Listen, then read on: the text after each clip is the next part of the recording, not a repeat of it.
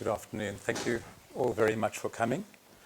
And I really want to thank Milda for organizing this and inviting me. It's very rare to find someone who is both rigorous in their approach to academic studies and to attention to detail, and coupling that with a great degree of warmth and personal contact. And I really have found that in her.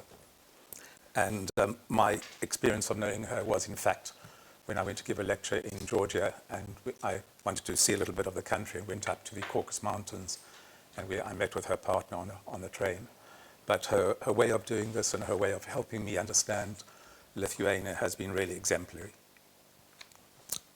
So the selection of the topic was the Islamic perspectives on Shakespeare. And I have tried to understand that in terms of four basic areas: perform or adapt Shakespeare, inspire or traducire. And traducire is really a word that I've invented, a neologism for what I understand to be traduces the English to speak badly or tell lies about and to damage their reputation. And I think from what I've seen and researched on Islam at the moment, and I must say that I'm really an Islamic researcher. I'm not an expert on Islam, although I may be an expert on Shakespeare. I am also perhaps an expert on Cubism, and I write and paint and so on, is that sometimes one completely misses the core of what he's done in order to promote a particular view. And that is what I've called traducia. And we'll come back to that in the lecture. I am also surprised at the lack of, it appears to be, Islamic scholars on Shakespeare until very, very recently. There is Hamza Youssef, but he is an American Muslim. And also in 2015, Iran touted that they held the first Shakespearean conference in the Islamic world. But in Alexandria in Egypt, there was one a little bit before that. I'll come to that. So my research is divided into the theatre and Islam, how it related to the theatre up to the 10th century, from the 10th to the end of the 19th century, and then the present. And then looking at how Shakespeare was taken up from the 16th century onward in the Islamic world, adapted, performed, inspired, or traducired. It's not an easy matter for me, and I suppose for scholars as well, because the approaches to the theatre in Islam appears to be very different from the Sunni approach, the Shia approach, and the Wahhabi approach. And perhaps also that the largest Muslim country in the world, Indonesia, there's, for example, Bali, which is part of Indonesia, where there's a great Hindu influence and a divergence when it comes to the shadow puppet theatre, and that's evolution. So it was also surprising for me that there is in the Islamic world, or appears to be in the Islamic world, very little about Shakespeare, given the huge love of poetry by the Islamic world and its wonderful designs, architectural innovations, advanced mathematics and advanced architecture. And my only sort of tentative conclusion is that this is, we have to look at it slightly differently. So theatre is very different to what we consider, at least what I consider in the Western world, theatre from the time of Sophocles onwards. So I discussed the changes that occurred from about 1830 to 1870, where the centers were Alexandria and Cairo and Beirut. And the reasons appear to be a ruler there who very much wanted to modernize, particularly the time of the Suez Canal, and invited writers to come. To the first performance, from that to Saudi Arabia, where there appears to have been no Shakespearean performance at all, to the present even. To Yemen, which had apparently the first alleged performance of Shakespeare in Islam in 1608, while Shakespeare was still alive. So I want to explore the colonization then in the dual direction, from the local people in the simple format of any form of control of a people by an external source, Shakespeare over Islam, and the colonization of Shakespeare, which is the traducia, which I mentioned, the taking of by the local people of the works of Shakespeare or the images of Shakespeare in a traditional sense, and using it entirely for their own or Islamic works. The word actually comes from Othello, he uses it at the end when he stabs himself, and it's very poetic because, of course, Othello is a Moor and Islam as well. To the, I think he's, and excuse me if my pronunciation is incorrect, Fahmi al-Kholi, Shylock al-Jadid, which is a complete misunderstanding of The Merchant of Venice. So The Merchant of Venice is extremely fertile ground to discuss, not only because it is the only Jewish character in Shakespeare and the whole issue of Judaism and Islam, but there's much of Shakespeare's themes: how we make a living, racial, religious, parental treatment of offspring, offspring's treatment of parent, court scene, lovers in all shapes, money, trade, commerce, servitude. And those are just the external issues. There are also all the internal issues: how we treat people, how honest we are, malice, mockery, appearance, reality, revenge, power, and so on. That is why I brought it in, and also how, ironically, not much has been made of The Merchant of Venice in Islam, in Islamic countries rather, until very recently.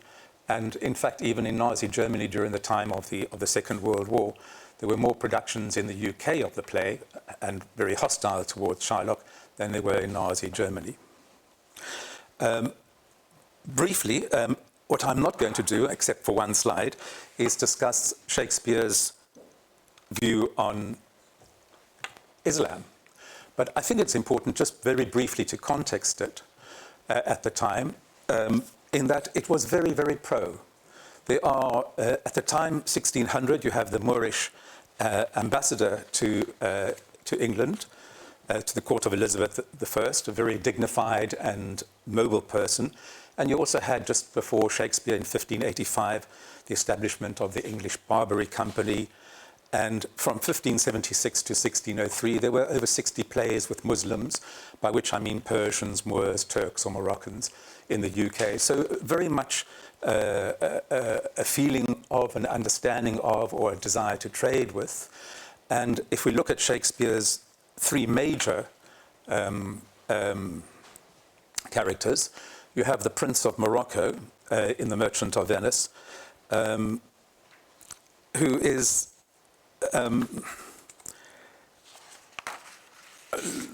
extremely poetic, dignified, magnificent. I would like to compare him to Obama. But for instance, his first opening speech is, "Mislike me not for my complexion, the shadowed livery of the burnished sun, to whom I am a neighbour near bred. Bring me the fairest creature northward born, where Phoebus's fire scarce thaws the icicles, and let us make incision for your love, to prove whose blood is rarest, his or mine." So poetic, purity, and in the very few times that Shakespeare does give code for dress, he gives it for Morocco. I don't know of very many at all. And he says, "A tawny Moor, all in white." White obviously being in the Islamic tradition a symbol of purity, but also in the Western tradition.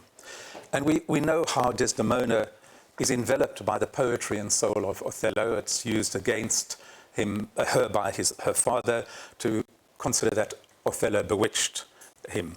We also know the extremely, on the contrary, ugly way and the language of Iago, who, as we see in the quote there, tries to damage Othello and with her father by saying, "An old black ram tupping a white ewe."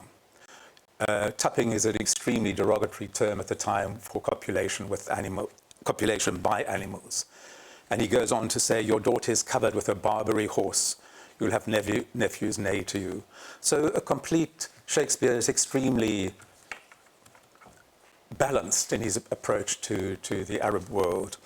You do have, however, in Othello, we have there the quote which he ends, because he's killed Desdemona at this stage, or he's murdered her, and he says, set you down this, and say besides that in Aleppo once, where a malignant and turbaned Turk beat a Venetian and traduced the state, I took by the throat the circumcised dog and smote him thus," stabs himself.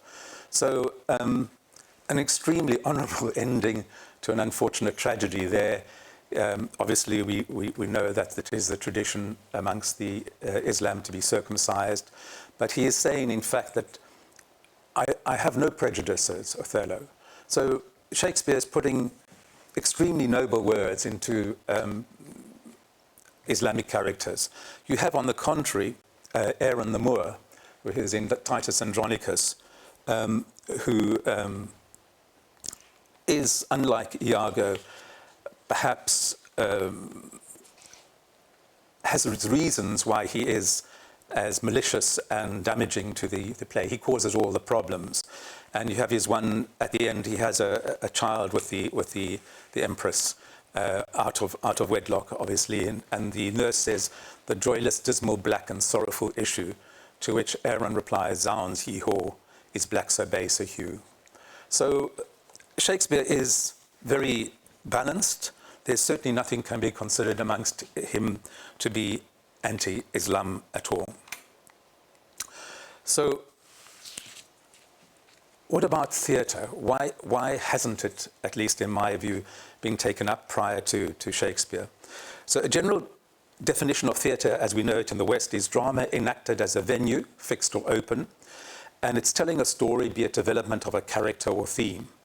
Mime can be drama if it tells a story, poetry, improvised theatre, the commedia dell'arte, which has its stock forms. And themes can vary from revenge, power, love, relationship to God, power of a God over humans, family, tradition, or war. There seem to be, prior to the matter, three possible types of theatre in Islam, although perhaps the top two are not considered. The top left over there is obviously the whirling dervishes. This was a dance or a ritual and was not seen as theatre per se, but was an approach to union with God. It was founded in the 13th century by the Persian Sunni poet and mystic Rumi, or Jalal al-Din al-Rumi, but whom we know as Rumi. And music is very central to it. It was first performed in the Tekke hall where the dervishes lived. It is very rhythmic. Dancers keep to their pace and symbolic with the open palms and an attempt to lose their personal identities. It has a fixed ending of prayer, and so it perhaps has not been seen as theatre in the tradition of a play. And indeed, the Wahhabist part of Islam believe it conflicts tremendously with Islam and have actually issued fatwas against people who perform the whirling dervish. But why I think it is it does tell a story, and its symbolism is linked, even if its symbolism is linked to religion. For example, the semazin, that is the participant, has a camel hair hat which represents the tombstone of the ego. His wide white shirt, or skirt rather, represents the ego's shroud. And he removes the black coat to indicate that he's been spiritually reborn to the truth. By holding his arms crosswise on beginning, he appears to represent the number one, or God's unity with man. While whirling, his arms are open. His right arm is directed to the sky, ready to receive God's beneficence. His left hand, upon which his eyes are fastened, is turned towards the earth and conveys God's spiritual gift to those that are witnessing the dance. So there's a lot in it, I think, that can be considered not quite passion play, but certainly something that has there. And in fact, in 2005, UNESCO proclaimed the dervish dance one of the masterpieces of the oral and intangible heritage of humanity. Why I sense there is a storyline here is that, if I can put it this way, there are two characters, man and God. It may not be sophisticated, it may not be complex, it may not delve into the workings of man, but without knowing what is said at the prayers, how the music may have varied over time, and I haven't been able to do that, I think it should be seen as a form of theatrical expression. But it is very contained, and there was no need to bring anything in from any other form of theatrical work. On the right-hand top side is a dance from the British Museum,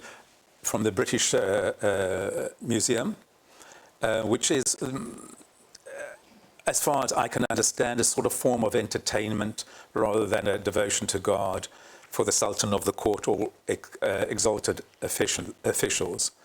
It may be an enactment of a historical event to impress guests, but I have no idea of how prevalent it was at the time. The bottom, I think, one is the karakos, meaning the black-eyed shadow puppets. And on the left, actually, is Yehudi, a Jewish merchant with a donkey. And Karagos and Hasivat are the leading characters in a style of very much comedy dell'arte, by creating two types of characters in shadow puppets with events unfolding and a story. So the shadow puppets are mainly from the Ottoman Empire, Turkish, and when they were first performed seems not to be too clearly established. Some people have written that it was 1512 to 1520 during the reign of Sultan Selim I in Egypt after his conquest of the country. Others say that it was performed in the Ottoman palace as early as the reign of Bezazid I, who was 1389 to 1402. Certainly by the 16th century, before Shakespeare, the Ottoman Grand Mufti, Imadi, issued a celebrated opinion allowing the performance of the play, and so by the 16th century, shadow puppetry theatre was part of the Ottomans' court. But I think it may have come a little bit earlier than that, again by two poets, from what I can understand. The poet Fariduddin Atta, who died in 1221, in his work, The Book of the Camels, and the poet Nezami, in his book, The House of Secrets, in 1165, both discussed puppet theatre. And certainly we know Omar Khayyam, who was 1020 approximately to 1122, in his poetry talks of the Fanus el-Kayyai, or Lantern of Dreams. And this could have been an early form of puppet theatre. We don't know. I don't know. But we do see a movement from man and God relationship to man and man, with a karagos representing the illiterate but straightforward public, whereas Hasivat belongs to the educated class and used a poetical and literary language. According to legend, that's Turkish legend, the first performance of the karagos occurred when a lowly commoner visited the Sultan, and rather than simply make a complaint, as most commoners did, he put on a short puppet show to tell a tale about the corrupt Sultan's officials. So it's important to note that the puppet theatre was not to be seen as real images of humans, or images that would conflict with the Islamic prohibition against idolatry. So they were often skeleton in form and repeatedly whole to show they had no profound resemblance to humans. Again, this, as I mentioned earlier on, changes in Indonesia, where of the 200 million subjects of Indonesia, about 80% are considered Muslim, and the Hindu do have realistic human features in their puppet theatre.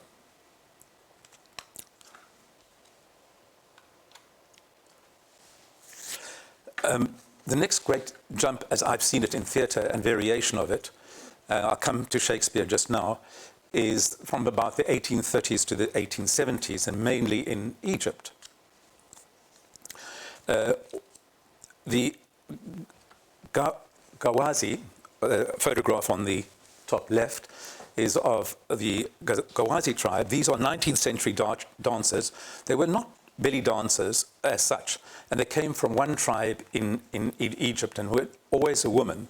They were not considered as having a profession. They were considered as lowly, always been religious, but more as entertainers or prostitutes.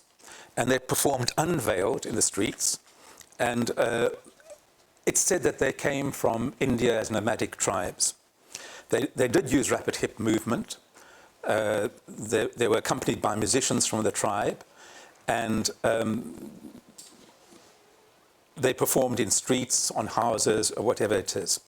But in 1834, they were banished from Cairo, and it became more and more restrictive for them to perform, such that you had the Kawal from about 1670, which were young Arab men or boys dressed in the costume who danced and performed exactly as the Gawazi did.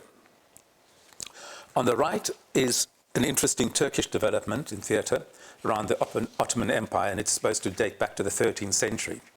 It was performed entirely in the round, and it is the orat-huni tradition, where again, like the Turkish shadow theatre, the play revolves around the conflict between two main characters known as Kavulu and Piska.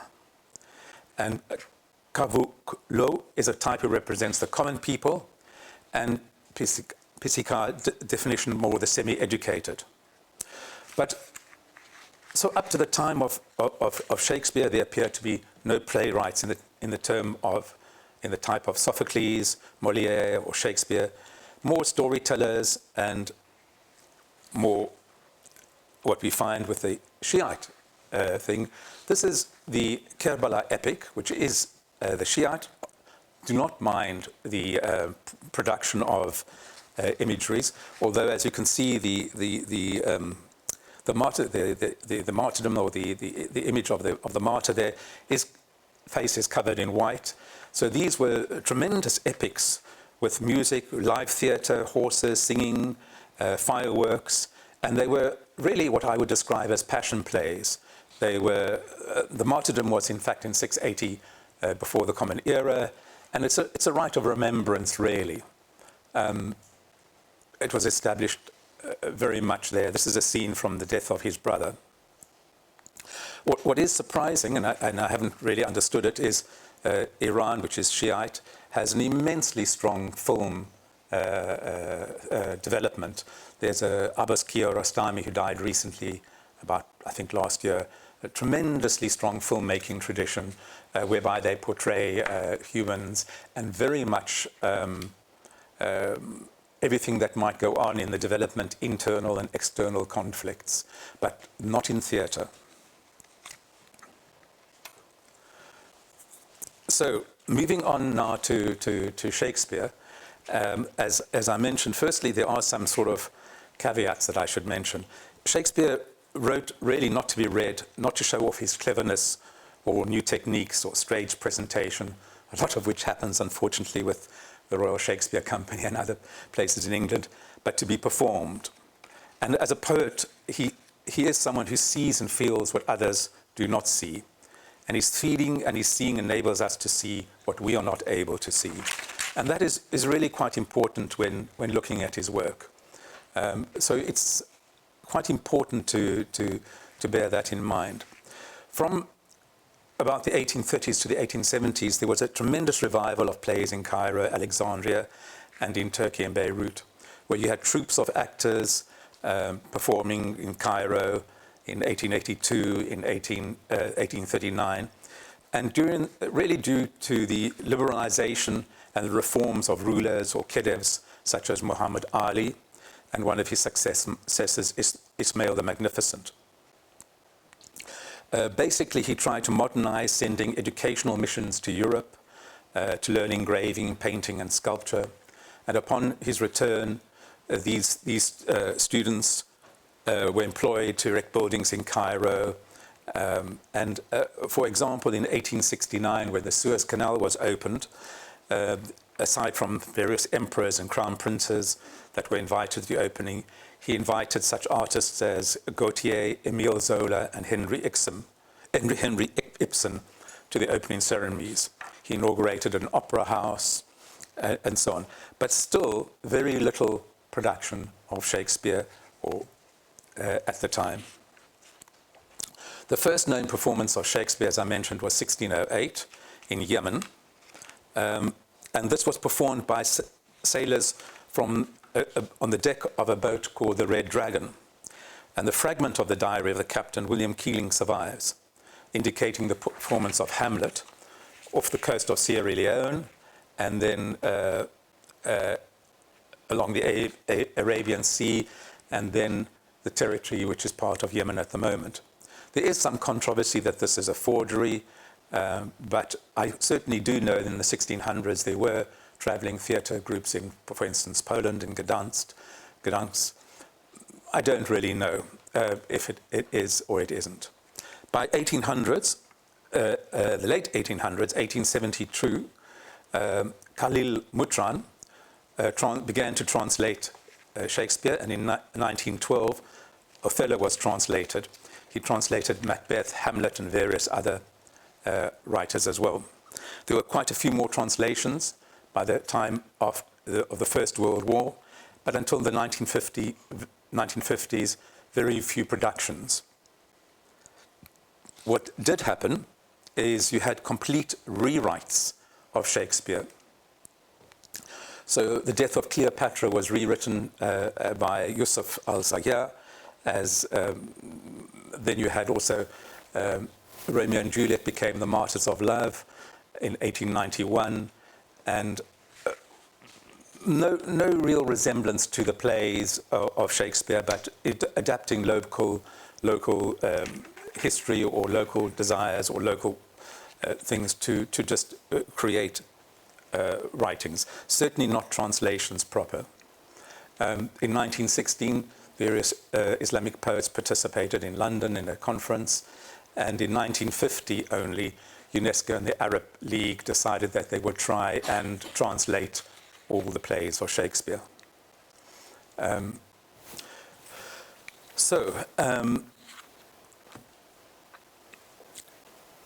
2015 was the first conference, but in 2006, where there was the Bibliotheca Alexandria, which they held an Arabic conference on the writings of Shakespeare.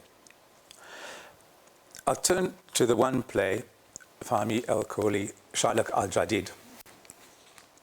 This is based on an interview in 2011. The play was performed in 1978 at Cairo University, and this is soon after the Camp David Accords. So it was modern dress. He completely rewrote the play. There were 2 acts only, and he removed all the words. And as he said, Shylock is generally associated with Israel, with Zionism, with the pound of flesh being the slice of Arab land. There was no set but a cross with a Palestinian headdress, on top of which were the crown of thorns. And I quote, "At crucial moments in the play, the headdress would start to drip little drops of blood, thanks to a specially attached mechanism, because the Palestinians, you see, were crucified on the olive branches of the peace accord." Antonio impersonated the speech patterns of Nasser in Act 1 and then Sadat in Act 2. Part of the script was taken from public recordings of the UN and Arab summit meetings. And at other times, quotes from the Israeli news media and Israeli leaders' speeches were reproduced by actors dressed as rabbis, sitting on on-stage toilets, evidently suffering from diarrhea, pulling the chain after every one-liner. The trial scene was played at a UN meeting with the Duke, the UN Secretary General. So this is what I would call tradicia in the extreme. It's abusing Shakespeare's Merchant of Venice and what he was trying to do there. And perhaps the worst of all was what has been described as the blood libel, as he puts it. I opened the play with a somewhat flashy opening scene. It was in Damascus, and a Muslim man disappeared and a small Christian boy disappeared. The scene was an enactment of the blood libel myth of Jews grinding up Christian boys to enrich their Passover matzah. The victims were hung upside down and so on. It's really about as far as you can get from Shakespeare and the Merchant of Venice. So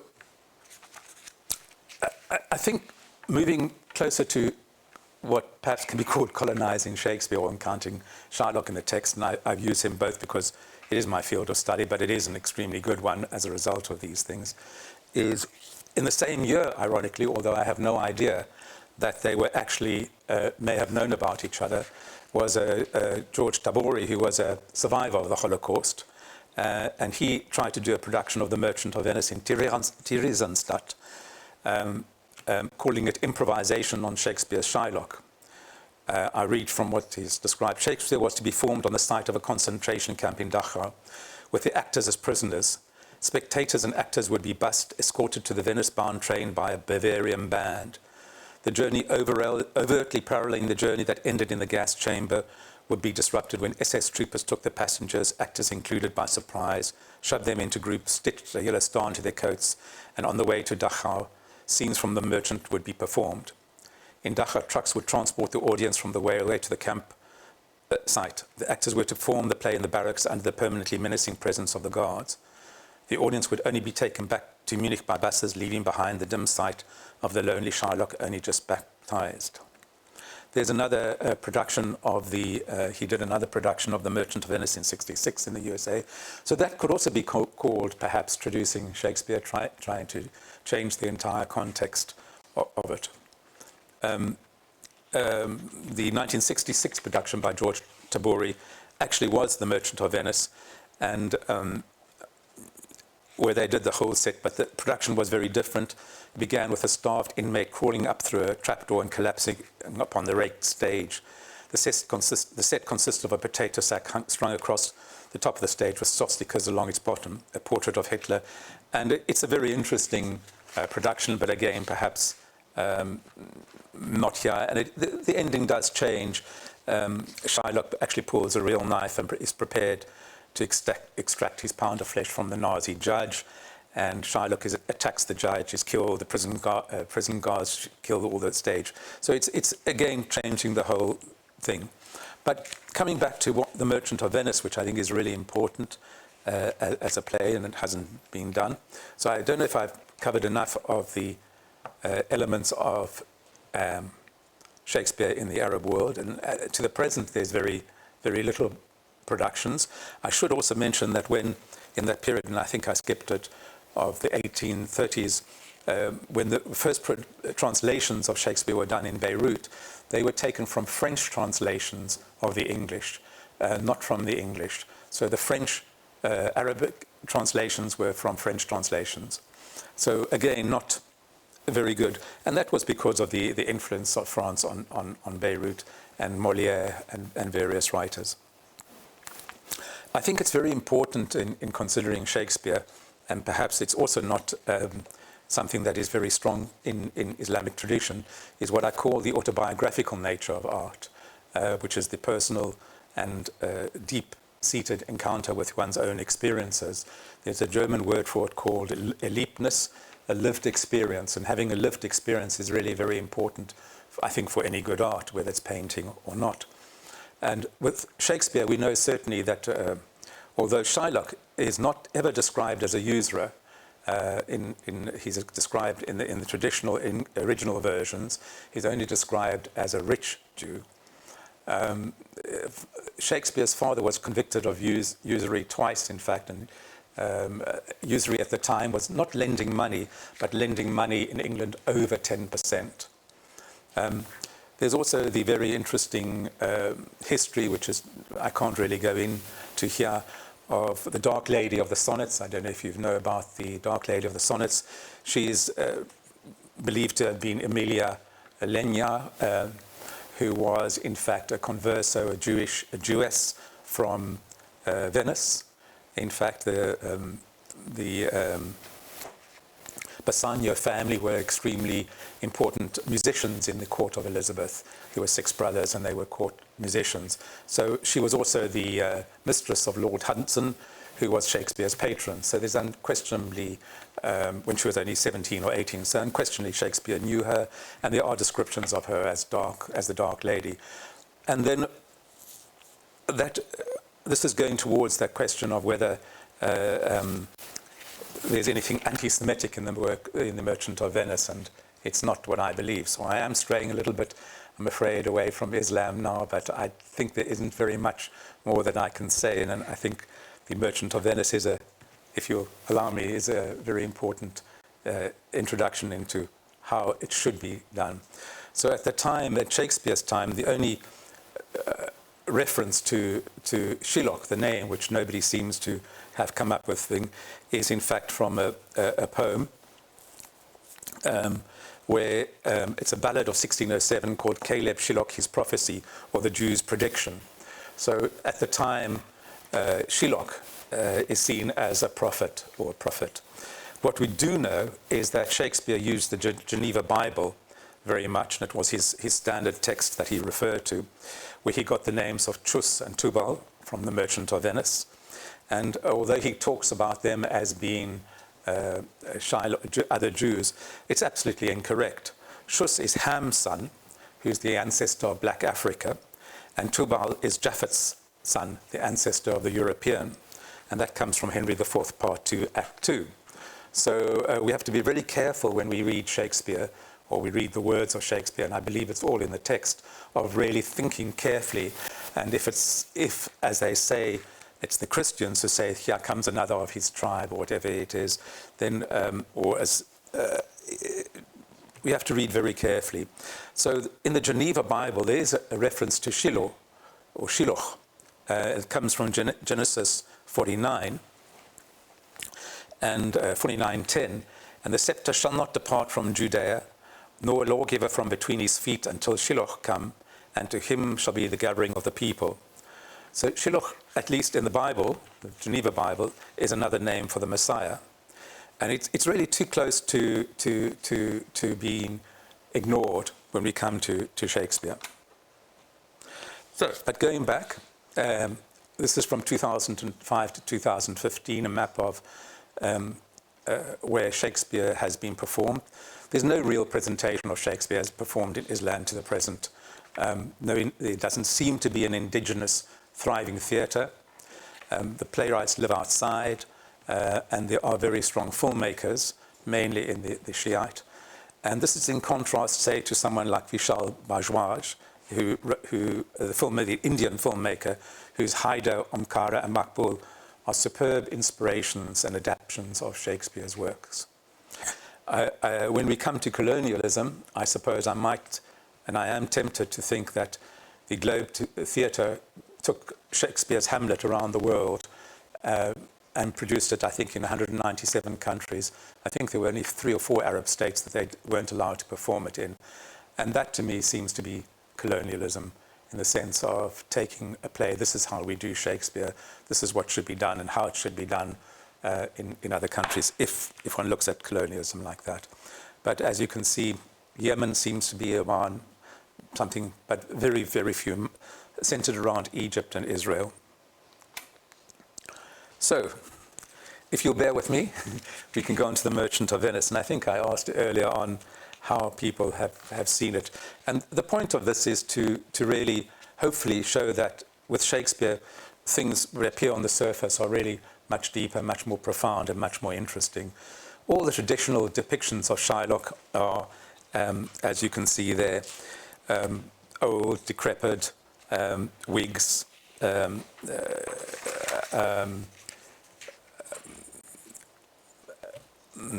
villain, even the most recent one at the bottom, which is Al Pacino, all the same character. We have more recently traditional depictions of Shylock, Hazlitt, in the decrepit old man bent with age and ugly with mental deformity, grinning with deadly menace. It's no problem. Obsessed with enacting cruel vengeance, a ruthless scheming money lender, a caricature of a Jew, greedy and villainous, a murderer, and so on. But it isn't so. And modern writers have tried to inject sympathy into Shylock. Howard Jacobson, in the book Shylock is My Name, very recently says, yes, Shylock is granted an illuminating moment of humanity, but thereafter, and by his own choosing, the Jew quickly returns to his engrossing Jewish occupation of requital. That's just not the case. Modern productions of the play try to show the mean spirit of Shylock. Doesn't appear in the play. Patrick Stewart had Antonio smoke classic cheroots, Tubala Cuban cigar, and Shylock dirty hand-rolled cigarettes. So you might think the easiest place to look for this is further depictions of Shylock. Again, same old, except for the one on the right, which is the time when I directed the play, is of a young person, because we simply don't know the age of Shylock from the play. We don't know how he looks. We certainly know he's not a usurer. We have to debate whether he's a villain.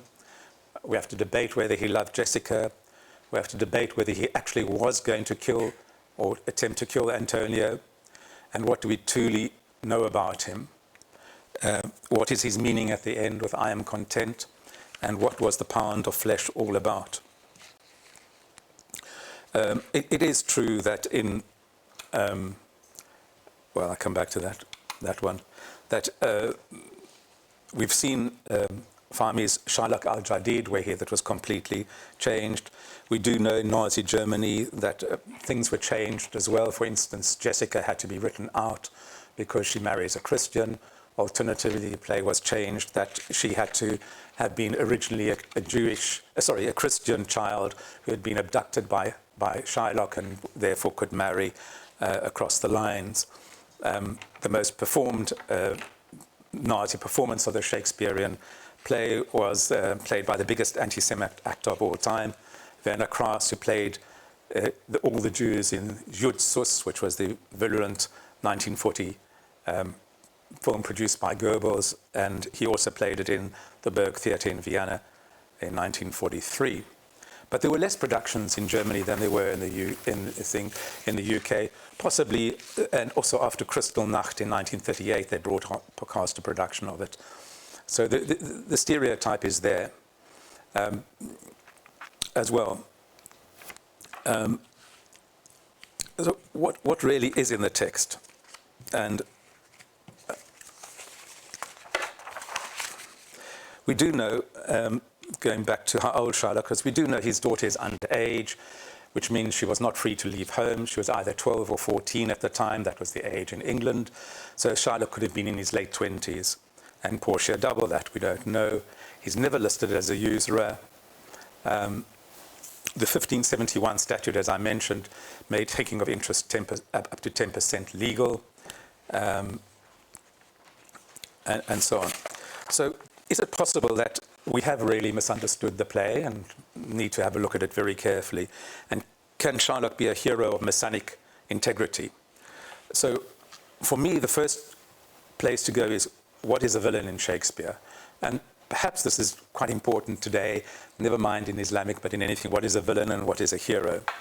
And at least for Shakespeare, that is. And I should also mention that in my research, perhaps also the reason why the play may not have been performed so much in the Islamic world, and this I don't know too much about, is I was told by some Islamic friends of mine that wealth is not considered a negative in the Islamic tradition. In fact, wealth is considered quite important to be able to offer things to people. So Shylock being wealthy may not have been such a problematic thing. I think more the case is, in fact, that it's to do with the lack of tradition of theatre. So for a hero, at least, I think that is the key quote from Shakespeare. In nature there's no blemish but the mind. None can be called deformed but the unkind. If we look at the summary of traits, a villain is resentful and bitter. We see that he's lying and manipulative, he's dishonest, takes pleasures from others' pain. Richard III, Iago. There are qualities of jealousy, blind ambition, unjustified, unmotivated cruelty, hostility. It's a sense of arrogance, self-importance. There's an internal and external conflict. What he says on the internal is not the same as the external. And he breaks the golden rule, which is do unto others what you would do unto yourself. On the contrary, the hero is passionate about truth, justice, equality, open about intentions, upholds truth and justice. He's honest and humble, forgiving and tolerant, hesitates in acts of unkindness, and there is an internal and external consistency. That is the key element. So, Portia, who's seen as this glittering golden person, I have nicknamed her Portiaga, as if she's a type of Iago type of person. And all that glisters is not gold. She's portrayed certainly as golden locks and is described as the golden fleece and so on. But she is resentful and bitter. She's resentful of her father's instructions that she can't marry whom she would like.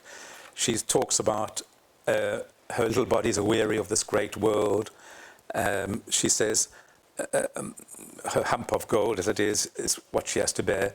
And Nerissa says to her, I see they are sick that surfeit with too much, as they that start with nothing. This is a play about money and richness, and Portia is certainly indeed rich. She is lying and manipulative of her suitors. she reveals her internal consistency to Nerissa. She says, I have within my mind 1,000 raw tricks of these bragging jacks, which I will practice. She shows that there's no genuineness and no kindness in her mind. She's egocentric and full of trickery. In this way, she is like Iago, scheming with no real purpose other than to make personal mischief and gain at the expense of the innocent. She's much more successful than Iago. She brings down not only Shylock, but Bassanio and Antonio. And the deviousness that she admits about herself is not the result of a good character that has deteriorated over time, but is really an internal part of her character. For instance, she says of the one suitor, she believes his mother played false with a smith, in other words, adultery. Another, he's a beast and little worse than a man. Another, that, and they become more barbed and very racist when she bids good riddance to Morocco, whom we've seen earlier on as extremely noble, by saying, let all of his complexion choose me so. She wishes to taunt and test the resolve of an alcoholic suitor and goes directly against her father's will. So, in the famous speech of the quality of mercy, she really poetically extols the virtues of mercy, commanding Shylock to practice it, while ironically, she's in herself merciless. The words that she says actually come about when Shylock says to her, on what compulsion must I? And when the Duke is about to show mercy by saying, for half thy wealth it is Antonio's, the other half comes to the general state, which humbleness may drive to a fine, Portia quickly intercedes there and says that this decision of mercy by the Duke, saying that's only for, not for Antonio's share, only for the state. So his share must not be reduced. And moments later, she shows her true colors, having said the quality of mercy droppeth from heaven. She actually says and forces Shylock to his knees to say, and beg for mercy, down therefore and beg mercy of the Duke. So there's nothing very noble about her at all. On the contrary, Shylock is extremely noble. He meets the expectation of a Shakespearean hero to speak truthfully and to maintain an internal and external consistency. His words from the very beginning are very clear. To by his favour I extend this friendship. If you will take it so, if not, adieu. And for my love I pray you wrong me not. And they do immensely that evening. They steal from him and they abduct his daughter. So Shylock helps his sworn enemy when no one else will. Catch on the hip is another expression that he uses. And Othello uses it as an advantage. And in my view, that phrase, even Gratiano uses it, is simply to say that he can catch out Antonio by having a bond with him and doing business with him at no interest. The bond itself is extremely nuanced. It's a pound of flesh, but when we actually hear about it, it's a pound of flesh closest to the heart. So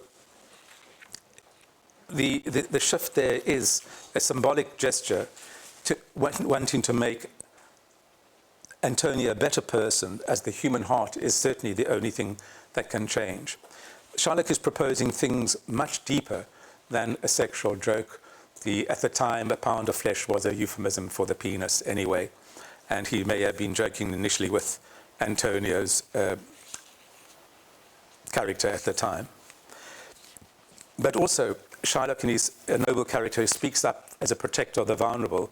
His famous I am a Jew speech is a plea for universal tolerance and can be appreciated even today. You can substitute the word Jew for black, gay, transgender, Muslim, Hindu, Shiite, Sunni, and the speech still resonates. And later in the play, he's against slavery.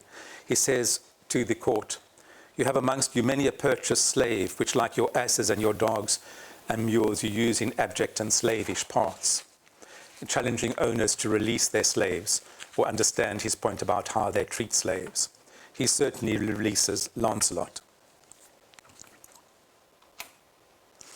And the rest of the characters in the play are extremely ambivalent. All that glisters is certainly not gold. I'm just watching my time here. We have two sonnets of Shakespeare written. The Merchant of Venice was written about 1596, 1598, and the sonnets all came in the late, around this period. So again, this idea that for sweetest things turn sourest by their deeds, lilies that fester smell far worse than weeds, if we think of the last line on sonnet 94. And the actions of people like Portia. In the other quotation, in other acts, by those same tongues that give thee so thine own, in other accents do this praise confound. By seen further than the eye hath shown, they look into the beauty of the mind. And that, in guess, they measure by their deeds. So the deeds and the mind are absolutely critical. And this just simply doesn't seem to have been taken up, certainly not in the Islamic world at all.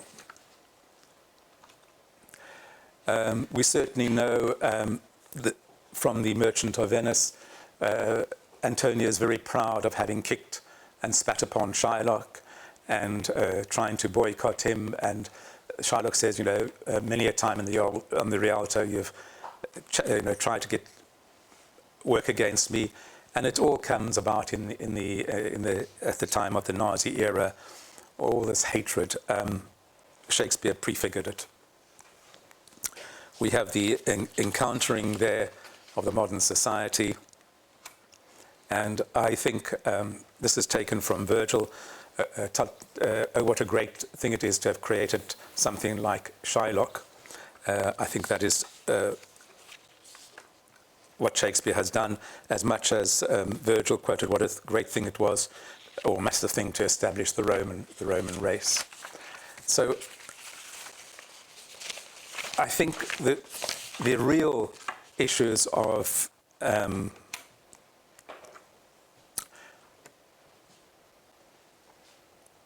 perhaps the difficulty of Shakespeare in the Islamic world is not only the issues of the theatrical tradition has been not focused on this, doesn't allow us the deep introspection, but also the understanding of Shakespeare and the text, which is not limited certainly to the Islamic world. It is something that perhaps pervades throughout the Western world as well, the deep, deep understanding.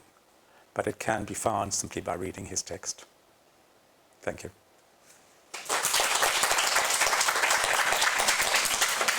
I would certainly welcome very much a feedback on Shakespeare and Islam from a lot of you who may know more than I do, or probably do know more than I do about it.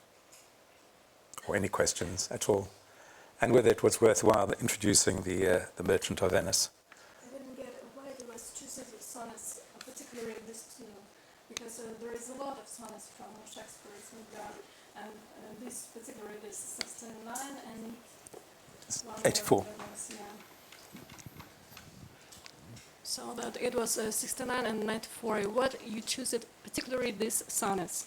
I chose those two sonnets because the interior and the exterior, the difference there, and also in nature there's no blemish but the mind, none can be called deformed but the unkind, which I use. So in the sonnet 69, the need that the mind, how we think, and also that governs everything. And these two sonnets seem to me to illustrate those points as well. That also, if Portia is, as I think she is, sweet initially, but that she is really not at all, and that is the worst, really, for Shakespeare.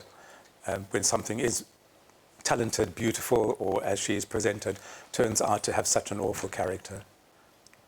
And to me, also, that links to the question of plays, how one can move in the trajectory of a play. You see something on the stage which may look this, or in films, or anything like that, but actually, which you can't do in a picture. You can't give multiple dimensions in a picture, or a development of character. And so the understanding of character. Also, perhaps in the Western tradition, the importance of plays gives us a chance to look at ourselves, which this does, I think, in the poet. So when we see something on the stage and we perhaps identify it, we may learn. That isn't the case, or doesn't appear to be the case in Islamic theatre.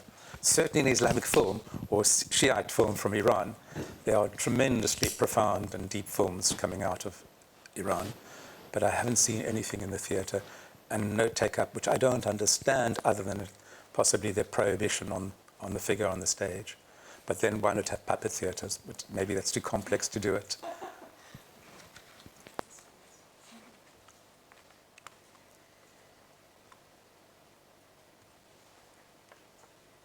A frown on some people's faces. If we could go to the slide on internal and external.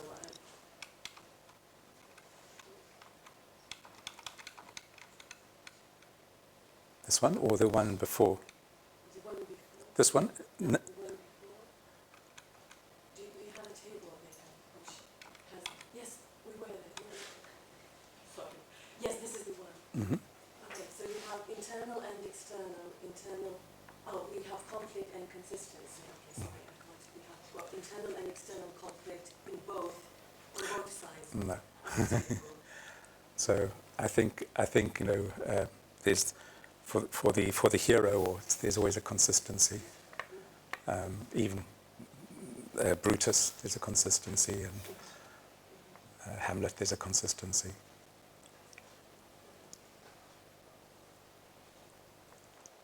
Isn't it sad, though, that the only kind of agency that Portia can have is that of a villain? Is she really that simple a character? It's a very good question. I don't believe Shakespeare made things as black and white as I perhaps have portrayed it now. But to me, I feel that she is absolutely a villain in the sense. And perhaps it's necessary for me to do that in order to try and change the course of the ship's direction on the thing. But I find very little redeeming in her. If I think she's not a Desdemona, she's not a Cordelia. She has, even when she welcomes, in Act 5 when she returns, she plays games again with the ring, with her husband's ring. So I find very little. She must have been a very brilliant, because she is. She's certainly a very feminist, if I can call her that. She acts instantly and so on. But all these talents, I can't find anything that is worthwhile. And if I go back to the golden rule or the thing, would she like what she does to people to be done to her? And I don't think so. So the golden rule, do unto others as you wish they do unto you. So I hate possibly to call people villains in the sense of absolute villain. But I find her less redeeming, say, even than Aaron the Moor, who's really not a nice character at all, because she has it all. She has, from the play, she's wealthy, she's beloved, people come and look after her. Prince of Morocco, sings hymns to her praise and so on. And yet she's so mean-spirited, and particularly in the trial scene. In the trial scene also, there's it's the way certainly I directed it, and I think it's valid. Everybody goes that Shylock is stopped with the knife by the injunction. I don't think that's correct, because it's open in the play. So he may have stopped earlier, and it's in the way I did it was when she says tarry Jew, it's when he's leaving. He's put down the knife, and he actually puts down the knife on her lantern. He leaves. He wants to leave. He's made his point. Isn't there something to... I'm sorry I have to go on to this, but isn't there something to be said about how she lives in a male-dominated world, where she empowers herself, in a sense, by imitating male behavior, and even the fact that she has to dress up as a man in the court scene? Doesn't that make sense? It's an interesting argument, because must she emulate bad men, or must she emulate men in the worst tradition of male chauvinism? Could she not emulate, and why would she then make the remarks down therefore and beg, down therefore and beg of the Duke, or no, let's, she becomes, if you want, more man-like than the men. She outdoes them all. There's no question about that. She can sit at the Duke's table, and he, in fact, asks her to stay on and so on. So she's trumped everybody. But is that Is that too high a price to pay? I don't know. I mean, is it too high a price for her empowerment? I don't know. And why couldn't she say, listen, to hell with my father as well, I'm going to marry whom I want. If she's that strong a character, I'll marry whom I want. I don't care about all the millions, whatever it is. She has the ability. Does she?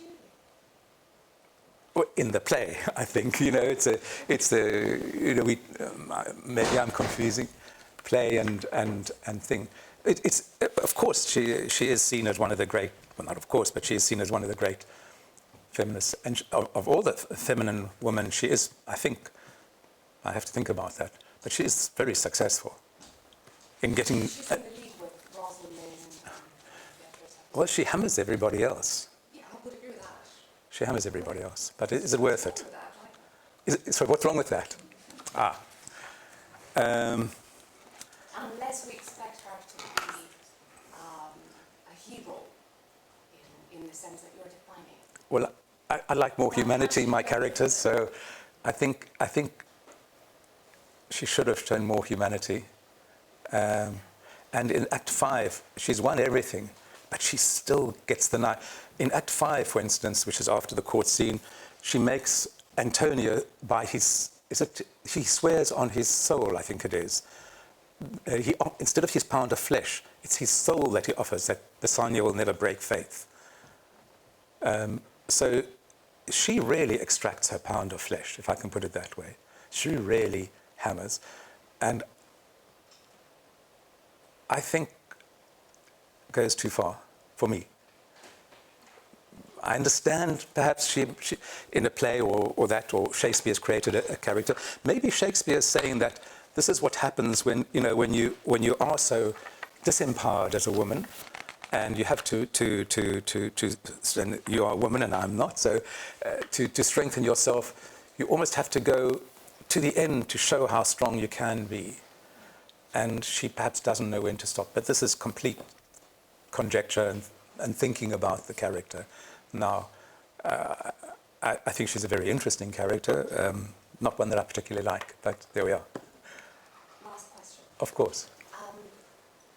Do you think then that you'd be able to read Shylock as a place hero if there weren't Portia, the villain? I've never thought of that. Let me think. I think it's always nice to contrast a hero with a villain. And Shylock changes. I mean, the whole character, he does go out for revenge. I mean, there are various theories, but I mean, it is said, for example, they describe him as that he's completely lost his mind in the play. I can't remember the exact words. He's my daughter, my ducats, and so on. He's screaming and shouting. But we certainly perhaps have a feeling of it for other. He's lost his most precious thing. He's been completely betrayed. His daughter, she's been stolen. She's underage. She's deceived him. They've deceived him. And Othello murders his wife because he feels he's been deceived. Lear goes mad because he realizes what he's done. So Shakespeare's characterization. No, I think I don't know. I mean, obviously, I don't know. I don't think Portia is written as a villain. She's not a Iago. She's not a Aaron the Moor. She's not written in as a villain. But I think it's Shakespeare showing us that what can appear on the surface, those sonnets, is not necessarily what's inside, and it all depends on the mind. So I don't think she's written as a villain. So it doesn't matter whether she's there or not. But I think she behaves like a villain, and she is, in my view, a villain. But I need to think more on that question, whether would Shylock be a hero without her as a villain? Probably not, because of the trial scene. I think the trial scene is needed, and she's needed. If the Duke was, and only she could get away with it, I think, if I think about it now. Only she can, because we're so used to her, only she turns the tables, and only she can say, down therefore, beg. If anybody else, if Gratiano said that, we'd say, wow, but she can get away with it. So it's useful dramatic.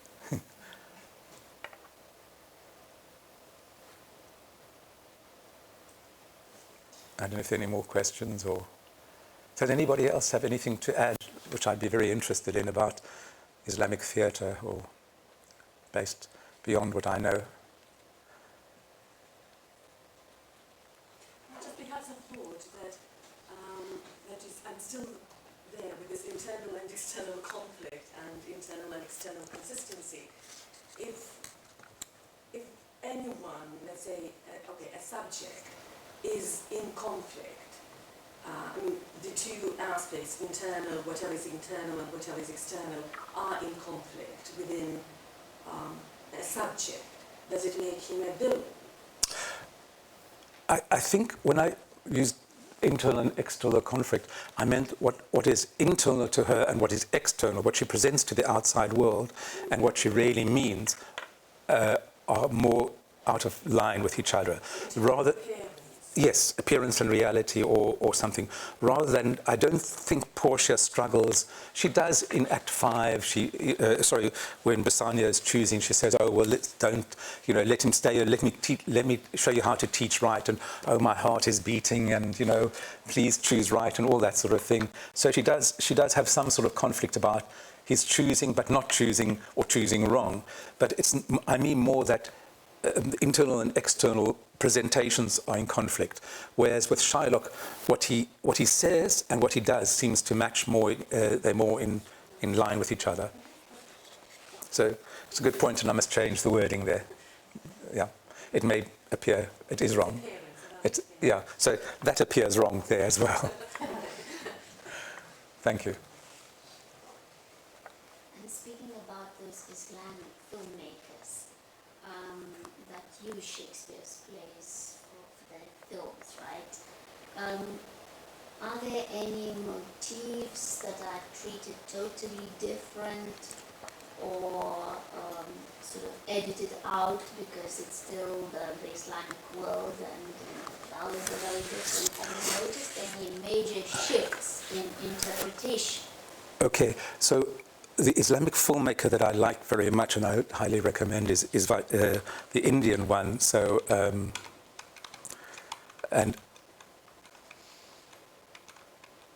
sorry, I'm going the wrong way.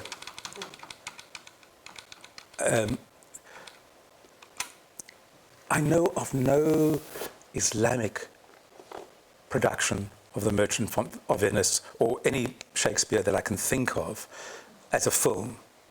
I honestly don't. Vishal Bhardwaj is Indian, and I think he is not a Sunni or so on. But he has taken, in, for instance, Hamlet or Haida, it's set in the Kashmir area, and his father is a doctor, and his father's brother is a police informer, and is in love. So, and for instance, he changes the play within a play to Catch the King becomes the marriage scene, and it's Indian dance. It's beautifully done, and to me it gets the essence of what Shakespeare was attempting to do, but in a very Indian or Hindu, or I'm not quite sure if it's Hindi tradition. I can't think of any film. No, but the plays change. Certainly, the plays that I mentioned, the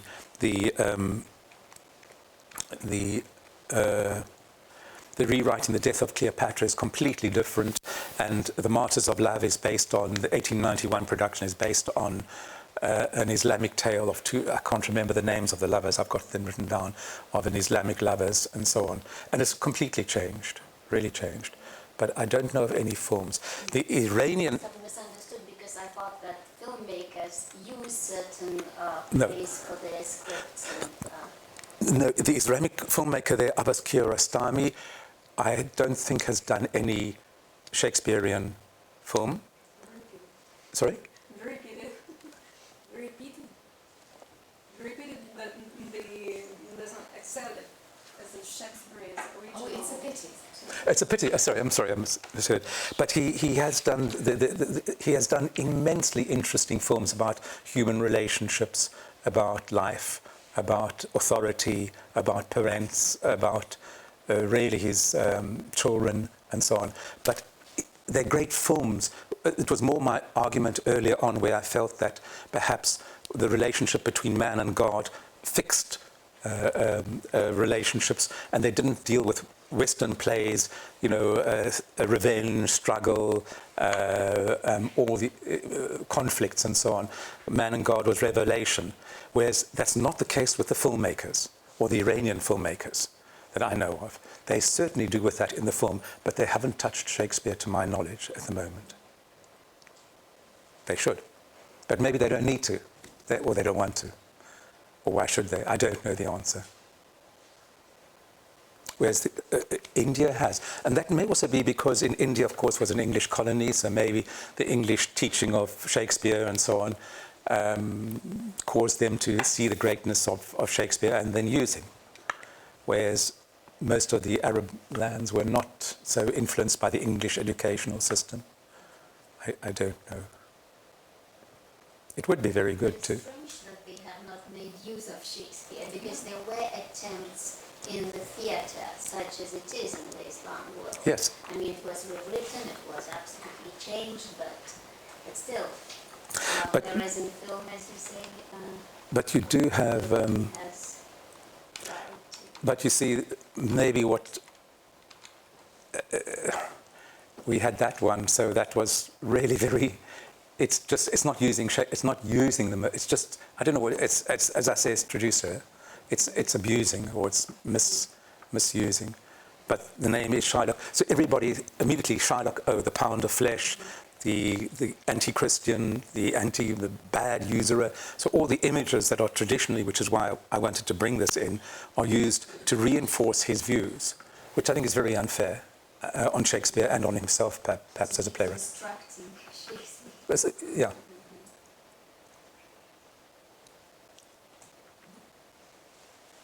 How different is it in terms of how, say, French plays are adapted? You know, I don't know. I know Molière was translated, but I suppose that was in Beirut. But that would be easier because they were French speaking, so they would be translating a French play into Islam. And I have no idea of what actually happened with all the translations in the when the Arab League and UNESCO said that they would translate in 1950. I have no idea of how that was translated. Or even performed. I don't even know if it was performed. And I just don't believe it has been performed very much. I know of none, really. Or in my research, I haven't found anything.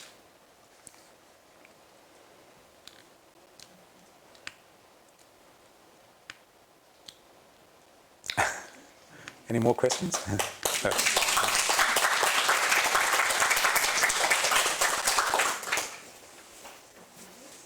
Well. Thank you very much.